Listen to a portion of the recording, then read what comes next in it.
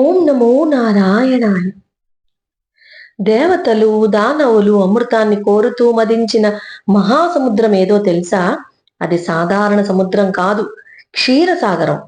మాఘమాస మహిమతో వెలసిన ఈ అద్భుత గాథని మన మాఘ పురాణం 22వ అధ్యాయం.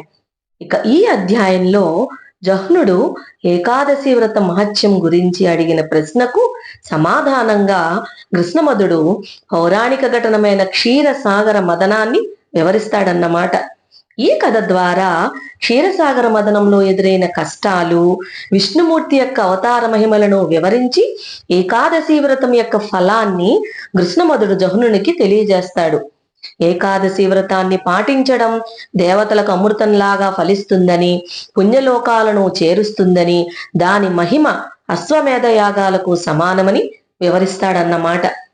ఇక ఈ కథలోకి వెళ్ళిపోదామా మరి? కృష్ణమద మహాముని జహ్నుమునితో ఇలా చెప్తున్నాడు. జహ్నుముని వర్య వినుము.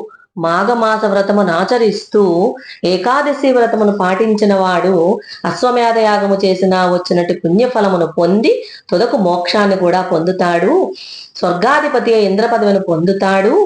మాఘ ద్వాదశి నాడు బ్రాహ్మణులతో కలిసి పారణ చేయువాడు, అన్నదానం చేయువాడు పొందు పుణ్యము అనంతము అని చెప్తున్నాడన్నమాట. అప్పుడు జహ్నుముని అడుగుతున్నాడు, కృష్ణమద మహాముని, తిథులు అనేకాలుండగా ఏకాదశి అన్నిటికంటే శుభప్రదమైనది ఎట్లా అవుతుంది? అనేక అశ్వమేధాలు చేసినా వచ్చినంతటి పుణ్యము ఏకాదశి వ్రతం ఒక్కటే ఇచ్చుట ఏమి? ఎవరైనాను ఇట్లు చేసి ఇంతటి పుణ్యం పొందారా చెప్పుము అని అడుగుతున్నాడు జహ్నుముని. అప్పుడు కృష్ణమద మహాముని ఇట్లా చెప్తున్నాడు, పాపాలను పోగొట్టి ఆయురారోగ్యాలను, సంపదలను, పుత్ర పౌత్రాభివృద్ధిని పొందినట్టి వ్రతకథను చెప్పెదను వినుము అని ఇలా చెప్తున్నాడండి. పూర్వము దేవాసురులు మేరు పర్వతమును కవ్వముగాను, సర్పరాజు అనే వాసుకుని కవ్వకు తాడుగాను చేసుకొని క్షీర సముద్రాన్ని మదిస్తూ ఉంటారట. వారు వాసుకుని మేరు పర్వతానికి 3 వరుసలుగా చుట్టి దేవతలు ఒకవైపు, రాక్షసులు మరొక వైపు పట్టుకుని కవ్వం చిలికినట్టు చిలుకుతూ ఉంటారు. వారిట్లా సముద్రాన్ని మదిస్తూ ఉండంగా పద్మాసనయోగు లక్ష్మీదేవి ఆ క్షీర సముద్రం నుంచి పుడుతుంది. అప్పుడు విష్ణువు ఆమెను భార్యగా స్వీకరిస్తాడు. ఇక తర్వాత ఉచ్చైశ్రవమున అశ్వము, కామధేనువు, కల్పవృక్షము, అమృత కలసము మొన్నవన్నీ కూడా సముద్రం నుంచి ఉద్భవిస్తాయన్నమాట. అప్పుడు మహావిష్ణువు అని ఇంద్రునికి ఇస్తాడన్నమాట. ఇక్కడ ఇంకా మళ్ళా ఏం చేస్తారు, ఈ దేవదానవులు మళ్ళీ సముద్రాన్ని మదిస్తూ ఉంటారు. మదిస్తూ ఉంటే అప్పుడు భయంకరమైనటువంటి నిప్పులు కక్కుతున్నటువంటి కాలకూట విషయం వస్తుందన్నమాట. అప్పుడు దేవతలు, రాక్షసులు భయపడిపోయి సర్వలోక శరణ్యుడైన శంకరుని వద్దకు పోయి నమస్కరించి స్తుతిస్తారనమాట. ఏమని? నమో భవాయ రుద్రాయ సర్వాయాం సుఖదాయినే అనుకుంటూ స్తుతిస్తారు ఆ పరమేశ్వరుణ్ణి. అప్పుడు ఆ పరమేశ్వరుడు ఆ విషమును మృంగి తన కంఠాన్ని నిలుపుకుని లోకాలను కాపాడుతాడన్నమాట.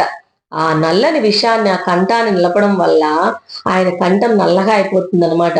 అందుకే శివునికి నీలకంఠుడని పేరు అప్పటి నుంచి ఏర్పడింది. ఇక విషభయం తొలగిపోవడం చేత నిశ్చింతలై ఈ దేవదానవులు ఇంకా ఈ సముద్ర మదనాన్ని మానేసి ఇంకా అమృత పాత్రను స్వాధీనం ఎలా చేసుకోవాలా అని ప్రయత్నిస్తూ ఉంటారు. ఇంకేంటంటే ఒకరికి దక్కకుండా మరొకరు అపహరించాలి అని చెప్పి ప్రయత్నిస్తూ ఉంటారు. ఈ విధంగా తీవ్రమైన గగ్గోలు ఏర్పడుతుంది ఇంకక్కడ. ఇంకా అప్పుడు ఈ మాయావియోగు శ్రీ మహావిష్ణువు మోహిని రూపం ధరించి వస్తారన్నమాట. ఆమె ఆ రూపం అన్ని ప్రాణులకు నయనానందాన్ని కలిగిస్తూ ఉంటుంది. ఆ మోహిని రూపము మనోహరమైనటువంటి ఆమె స్తనములు చూపరులకు ఉద్రేకాన్ని కలిగిస్తూ ఉంటాయి. ముక్కు వికసించిన సంపెంగ పువ్వు వలె ఉంటుందిట. నేత్రములు మనోహరములై విశాలములై ఉన్నాయి. మృదువైన బాహువులు, పొడవైన కేశములు, తీగ వంటి శరీరము కలిగి సర్వాభరణ భూషితై పచ్చని పట్టుచీరను కట్టుకుని ఉంటుంది ఆ మోహిని. చంచలమైన కడగంటి చూపులతో ఆ మోహిని అందరినీ మోహాన్ని పెట్టేస్తుందన్నమాట. ఆకస్మికంగా సాక్షాత్కరించిన ఆ మోహిని వివాదపడుతున్న దేవదానులకు మధ్య నిలిచి దేవతలారా, దానవులారా అని మధుర స్వరంతో పిలుస్తుందన్నమాట. ఇక ఆమె రూపానికి పరవశులైపోయి ఆ దేవదానవులు ఆమె మధుర స్వరానికి మంత్రముగ్ధులైపోయి వివాదాన్ని ఆపి అట్లా నిల్చుని ఆమెను అలా చూస్తూ ఉంటారు. ఆమె అప్పుడు దేవదానవులను చూసి, దేవతలారా, దానవులారా, నేను మీ దేవదానవుల 2 వర్గాలకు మధ్యవర్తినై ఉండి ఈ అమృత కలశములోని అమృతాన్ని మీ 2 వర్గాల వారికి సమానంగా పంచుతాను అని అంటుందన్నమాట ఆ మోహిని. అప్పుడు దేవతల వర్గం ఒకవైపు, రాక్షసుల వర్గం మరొక వైపు, ఎవరి వర్గము వారు వారి వర్గములో బారులు తీర్చి కూర్చోండి, మరింత మధుర స్వరంతో వివాదపడుతున్న వారందరికీ నచ్చినట్లు చెప్తుందన్నమాట. ఈమె ఎవరో తెలీదు, కానీ పక్షపాతం లేకుండగా కలశంలోని అమృతాన్ని సమానంగా పంచునని తలిచింది. మంత్రముగ్ధులై దేవతలు ఒకవైపున, రాక్షసులు మరోవైపున కూర్చుంటారు. ఇంకా అమృత పాత్ర ఆమె చేతికి ఇస్తారు. అందరిని వ్యామోహపరుచుతున్న జగన్మోహిని అమృత పాత్రను చేత పట్టుకుంటుందన్నమాట. ఆమె ఆ అమృత పాత్రలో నేర్పరి అయి 2 భాగాలు నేర్పరుస్తుంది. ఒకవైపు అమృతాన్ని, మరొక వైపు సురకల్లును ఉంచుతుందన్నమాట. రాక్షసులున్న వైపు కల్లుని, దేవతలున్న వైపు అమృతాన్ని వడ్డించి ఎవరికి అనుమానం రాకుండగా అటూ ఇటూ తిరుగుతూ ఉంటుంది. ఇక రాక్షసులు సురను త్రాగి అది అమృతమని తలుస్తారనమాట.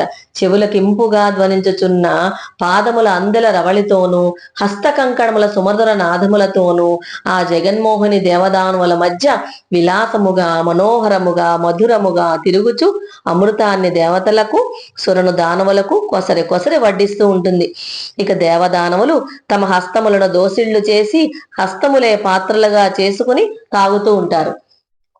ఇంకా అప్పుడు ఈ రాక్షసుల పంతులో కూర్చున్న ఇద్దరికి దేవత మొహాలందు అమృతపానం తాగడం వల్ల కళాకాంతులు, తేజస్సు, వర్చస్సు పెరుగుట, తమ వారందరూ సముద్ర మదన జనిత శ్రమనింకను వేడకుండుట గమనించి వచ్చి అనుమానం పడతారనమాట. ఆ అనుమానం వచ్చినంతనే దేవరూపములను ధరించి దేవతల వరుసలో కూర్చుంటారు. మోహిని వీరిని గమనించలేదు. దేవతలు అనుకుని వారి చేతులందు అమృతాన్ని గరిటతో పోస్తుంది. ఇక రాక్షసుల ఆత్రముగా దాన్ని తాగుటచే ఆమెకు అనుమానం వచ్చి వారు చేసిన మోసాన్ని గ్రహిస్తుంది ఆ జగన్మోహిని. ఆ జగన్మోహిని రూపంలో జగన్మోహనుడు తననే వంచిన ఆ రాక్షసుల నేర్పునకు విస్మితుడై చక్రాన్ని ప్రయోగించి వారి శిరస్సులను ఖండిస్తాడు. వారు తాగిన అమృతము వారి ఎదురులోనికి వెళ్ళదు, కానీ కంఠాన్ని దాటుతుందన్నమాట. అందుచే వారు చావు బతుకు కాని స్థితిలో ఉంటారు. చంద్రుడు మొదలగు వారు త్వరగా అమృతాన్ని హస్తాలతో తాగుతారు. రాక్షసులు జరిగిన మోసం తెలిసిపోతుంది. తమ వారిలో 2 అమృతం తాగకుండానే చక్రఖండితులై చావు బతుకులు కాని స్థితిలో ఉన్నారు. వారు అయ్యో అని విచారము, దుఃఖము పొంది ఆహాకారాలను చేస్తూ ఉంటారన్నమాట. అప్పుడు దేవతల్లో రాక్షసుల్లో నిద్దరూ తమను మోసగించి అమృతాన్ని తాగారని గగ్గోలు పడుతూ ఉంటారు. దానవులు కకావికలై తమ స్థానములకు చేరతారు. జగన్మోహిని శ్రీహరి అదృశ్యం అయిపోతాడనమాట. ఇంకా చక్రముచే నరుకబడి చావు బతుకలేని అయోమయ స్థితిలో ఉన్న రాక్షసులు, కేశవ, చావు బతుకు కాని స్థితి మాకు దుర్భరంగా ఉన్నది, మా గతి ఏమి అని దీనముగా శ్రీహరిని ప్రార్థిస్తారు. అప్పుడు శ్రీహరి పాడ్యమి పౌర్ణమితో గాని అమావాస్యతో గాని కల సంధికాలముల యందు సూర్యుని చంద్రుని భక్షింపుడు, అదే మీకు ఆహారం అని చెప్తాడనమాట. ఇక రాక్షసులు ఆకాశాన్ని చేరతారు. ఇక ఇంద్రుడు మొదలగు దేవతలు అమృత కలశాన్ని తీసుకుని స్వర్గానికి వెళ్తారు. బ్రహ్మ, విష్ణు, మహేశ్వరులు తమ తమ లోకాలకి చేరతారు. సముద్ర తీరమున అమృత కలశము నుంచినప్పుడు 2 అమృత బిందువులు ఏమవుతాయంటే నేలపై పడతాయన్నమాట. ఒక బిందువు ఏమవుతుంది, అందులో పారిజాత వృక్షంగాను, ఇంకొక బిందువు తులసి మొక్కగా అయిపోతుంది అనమాట. కొంతకాలం గడుస్తుంది. ఇంకా సత్యజిత్ అను శూద్రుడు ఒకడు ఆ మొక్కలకు నీళ్లు పోసి కుదుళ్లు కట్టి ఆ రెండిటిని సంరక్షిస్తూ ఉంటాడు. ఇంకా 2 మొక్కలున్న చోటు మనోహరమైన పూల తోటగా మారిపోతుంది. ఇంకా సత్యజిత్తు సంరక్షణ వానికి దోహదపడుతుంది అనమాట. అతడు ఆ మొక్కలకు నీళ్లు పోసి పెంచుతూ పారిజాత పుష్పాలని, తులసి దళాలని అమ్మి జీవిస్తూ ఉంటాడు. ఇక పారిజాత వృక్షం పెరిగి పుష్ప సమృద్ధమైన నయనానందకరంగా ఉంటుందన్నమాట. ఇక తులసి కోమలమైన దళములతో అందంగా ఉంటుంది. ఇంద్రుడు ఒకనాడు రాక్షస సంహారానికే పోతూ వాటిని చూచి ఆ పారిజాత పుష్పాలను దేవతా స్త్రీలకు ఇవ్వాలని ఆ పారిజాత పుష్పాలను కోసుకుని స్వర్గానికి తీసుకుని వెళ్తాడు. ఇంకా శచీదేవి మున్నగు దేవతా వనితలు ఆ పారిజాత పుష్పాలను చూసి ఆనందిస్తారన్నమాట. మనోహరములోకి పుష్పములు మాకు నిత్యము కావాలి అని ఇంద్రుని కోరతారు. అప్పుడు ఇంద్రుడు గుహ్యకుడు అంటే యక్షుణ్ణి పంపి భూలోకాన్ని నుండి ఆ పారిజాత పుష్పాలని వృక్ష యజమాని అడగకుండా వానికి తెలియకుండా దొంగతనంగా తెప్పించుకుంటూ ఉంటాడు. ఇంకా రోజు పుష్పాలు తగ్గిపోతూ ఉంటాయి. ఇదేమో సత్యజిత్తు గమనిస్తాడు. ఇంకా దొంగను ఆ యక్షుడు ఎలాగైనా పట్టుకోవాలని అనుకుంటాడు. తోటలో రాత్రి ఎందు దాక్కుంటాడు. ఇంకా పుష్పాలను కోయి వచ్చిన ఆ యక్షుడు పట్టుకొని యత్నిస్తాడు. యక్షుడు దివ్యశక్తి కలవాడి అవ్వడం చేత వానికి చిక్కకుండా ఈ ఆకాశానికి ఎగిరిపోతాడు. ఇంకా సత్యజిత్ ఎంత ప్రయత్నించినా వాడిని పట్టుకోవడం సాధ్యం కాదనమాట. అప్పుడు దేవేంద్రుడు అంటాడు, నీవు యక్షుడవు, ఆకాశగమన శక్తి కలవాడవు, మానవులకు దొరకవు కావున పారిజాత పుష్పములు తెమ్మని మళ్ళీ ఆ యక్షుడిని ప్రోత్సహిస్తాడు. ఇంకా పుష్పములు ప్రతిదినము ఇలా తీసుకొస్తూనే ఉంటాడు. అక్కడ పుష్పాలు తగ్గిపోతూనే ఉంటాయి. ఇంకా అప్పుడు సత్యజిత్తునికి ఏం చేయాలో తోచదన్నమాట. అప్పుడు ఎలాగైనా సరే ఈ పుష్పాలు దొంగించే పుష్పచేరుని ఉపాయంతో పట్టుకోవాలని ఆ సత్యజిత్తు అనుకుంటాడు. అప్పుడు ఒక ఆలోచనతోటి ఆ శ్రీహరి పూజా నిర్మాల్యాన్ని తెచ్చి ఆ పూల తోటకి బయట ఆ వెలుపల లోపల అంతా చల్లుతాడనమాట. యక్షుడు యథాపూర్వంగా మళ్ళీ ఆ పారజాత పుష్పాలు దొంగతనం చేయడానికి వస్తాడు. అతడు ఆ పూలను కోస్తూ కోస్తూ ఆ శ్రీహరి పూజా నిర్మాలాన్ని అంతా తొక్కేస్తాడు. తొక్కడంతో ఆ పుష్పాలని కోయబోచు ఆ నిర్మాలను దాటుతాడు కదా. ఫలితం ఏమవుతుందంటే వాని దివ్య శక్తులతో పాటు ఆ ఆకాశగమన శక్తి, ఆ మాయమైపోయే శక్తి అంతా నశిస్తుంది. నేలపై కూడా సరిగ్గా నడవలేక కుంటుతూ ఉంటాడనమాట ఆ యక్షుడు. యక్షుడు ఎంత ప్రయత్నించినా అక్కడి నుంచి వెళ్ళలేకపోతాడు. ఇంకా ఆయనకున్న ఆ శక్తి అంతా పోతుందన్నమాట. ఇప్పుడు జరిగిన దాన్ని గ్రహిస్తాడు. అప్పుడు ఈలోపు ఆ సత్యజిత్తు వాడిని పట్టుకుని ఇలా అంటాడు, ఓరి నీవెవరు, ఎవరు నిన్ను పంపించారు, మా పుష్పాలు ప్రతిదినం ఎందుకు అపహరిస్తున్నావు చెప్పు అని గట్టిగా అరుస్తాడనమాట. అప్పుడు యక్షుడు, నేను యక్షుణ్ణి, ఇంద్రుని సేవకుణ్ణి, ఈ పుష్పములు అపహరించి మీ ఇంద్రునికి ఇస్తున్నాను, ఇంద్రుని ఆజ్ఞ చేత ఇట్లా చేస్తున్నాను, కానీ బుద్ధిశాలివైన నీకు చిక్కాను అని అంటాడనమాట. అప్పుడు సత్యజిత్ ఏమీ మాట్లాడక ఇంటికి వెళ్ళిపోతాడు. ఇంకా ఇంద్రుని సేవకుడైన యక్షుడు ఏం చేస్తాడు, 3 దినాలు బందీ అయ్యి ఆ తోటలోనే ఉంటాడు. ఇలా చెప్తున్నాడు. అదండి ఈ రోజు మన కథ, కృష్ణమద మహాముని కథ.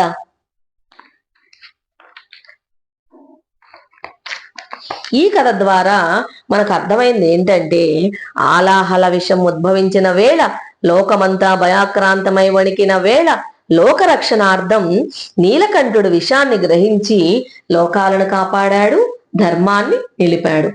మాఘమాసంలో ఈ మహాగాథ శ్రవణం చేసిన భక్తులకు శ్రీమన్నారాయణ కటాక్షం, పరమేశ్వర అనుగ్రహం అచ్యుతంగా కలగాలని కోరుకుంటూ శివాయ గురవే నమః.